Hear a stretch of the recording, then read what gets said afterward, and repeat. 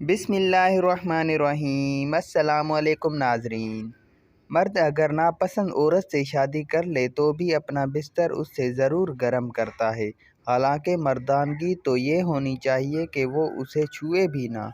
दिन रात बीवी को नफ़रत के ताने मारने वाला मर्द हर बात पर उसे ये याद दिलाने वाला कि उस शादी में मेरी मर्ज़ी शामिल नहीं। चंद बदबूदार कतरों के खारिज के लिए सब कुछ भूल जाता है। क्या ये है मर्द की मर्दानगी? मुझे नहीं लगता ऐसा इंसान मर्द हो सकता है। मर्द सिर्फ बिस्तर तक महदूद नहीं होती, दीगर मामलात ज़िंदगी में औरत के साथ कदम ब कदम चलने, उसकी इज़्ज़त करने का नाम मर्दानगी है।